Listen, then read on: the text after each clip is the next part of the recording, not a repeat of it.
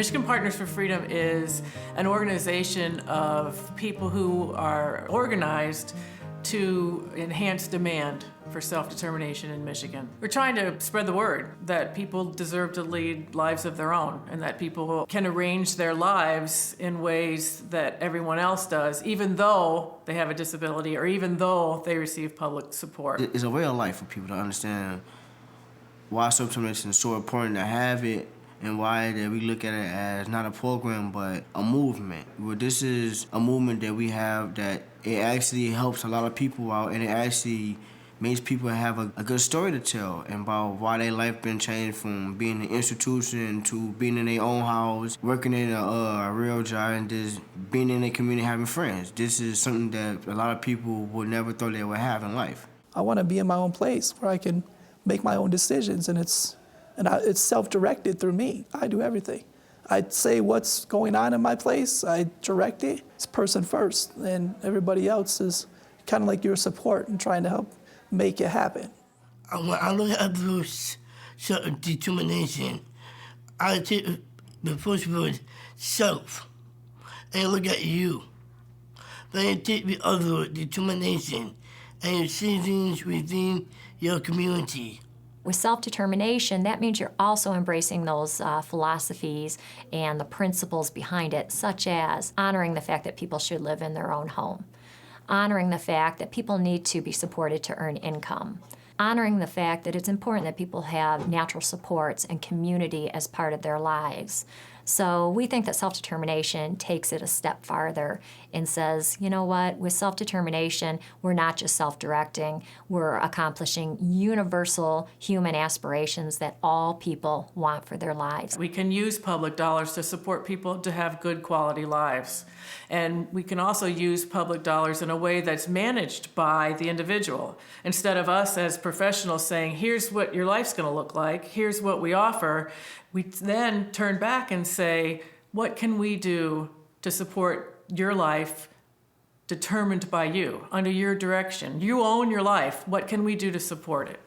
Instead of saying, you can live here, work here, recreate here. My personal planning is basically me being at the table, being at the round of the table and discussing my plan, what I did over the years, how's everything working out, and just focus on more like what's going on and what's my future's looking like. The ultimate power is who controls the finances. And so when public dollars are involved in supporting people, if the money goes to provider agencies or it goes to residential services or it goes to special programs, then it's the people who run the programs who are in power. If the money goes to the individuals, then they have this individualized budget. They decide where their support comes from. They decide how to get work, how to live a life. The budget actually comes in effect from after your personal planning. If your personal planning is the one that makes sure that you have the money, what needs you need, the goals that you have, and how much everything is going to come up together, how much it's going to cost. One of the line items that would be allocated would be for independent support coordination services, and it's paid through a fiscal intermediary. And this allows people to choose whoever they think would be best to serve in that role. And some people come to us and say, I already know somebody that I would love to hire as my independent support coordinator.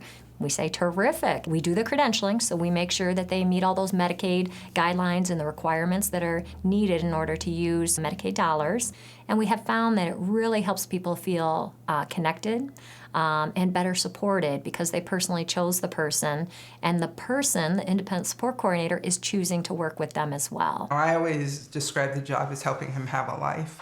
And, we've had people who really do that. And so that's, to me, that's the big deal, is really owning the process of hiring and potentially firing people. What I did was I want to make sure somebody that if you come in to support me and work with me, you have to know who I am and also that, but I have to know if you qualify to help me. Their job is basically is to support me with anything I have and always help me with the goals that I set for myself. Well, you get to choose your own budget. You get to choose who gets paid by you. It's like you're the boss. And that's what I like about it. even though I don't feel I'm a boss, but I enjoy the fact that I can fire and hire someone if I need to. The whole concept of individual budgeting is really a backbone because when you control the dollars, you have a lot of power. With the individual budget, we have found that the costs have been less for people self-directing in their own homes versus people living in the more traditional, larger licensed group homes. The group home arrangement tends to be per diem rates are given to the provider, and in this case, the people are only purchasing the services that they want and they use. One thing about self-determination living arrangement would be that you use all resources. So it's not just coming from one place. You're using your MRS, you're using your CMH, you're using your DHS. You find all the different places and every place plays its part. And that's where you discuss when you're doing a person-centered plan. That's one of the things you're gonna find.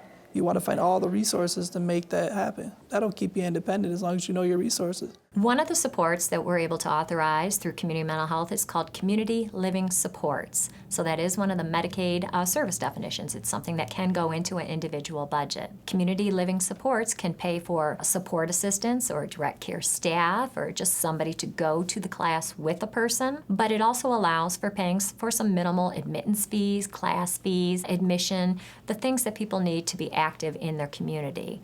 So the nice thing is the definition of community living supports is written flexible enough that we are able to cover the cost of not only class fees but transportation and the hourly wage of the support person who would be needed potentially to help the person be successful and to help them introduce and meet new people. When people have control over how the money is spent, they can hire people who they want to hire. They can use money to help them get jobs that they want to get or that they're able to get or that they're qualified to get. I mean, self-determination doesn't mean you get everything in your life and that this is a magic bullet that your life's going to be great. But when you're in control or have more control over your own destiny, then that's just an adult way of being. That's just the responsible way to treat one another. People who have self-determination knows that they have that flexibility, and they know they have a circle of supports that who's going to be with them and help them out from the bumps that they go through in life. We believe that everybody has the ability to self-direct an individual budget and be successful. I see all of where the money goes to, how much it goes, and who's it going to. And if people are having times where maybe it's not working well, that means some added training, some added mentoring, some added coaching is needed to help them be successful. When we talk about individual budgeting, we're talking about paying for life, just like you or I. You know, we got to have a place to live, we got to have transportation, we got to have food. But we also have to have community and belonging and romance and all the things that make us human. And so when people are viewed that way and respected that way, then it gives them the power and the control in their own lives. My life today is what I want it to be. Live on my own, the way I planned it since middle school on. It's a way of life. It's for people to just have that freedom and you having a life that you always wanted to have but you never could. And it gives you that power that you are in control of your own budget and your own everything. It basically lets you know that you have more of a say-so what goes on. And it gives you that freedom just to be more independently.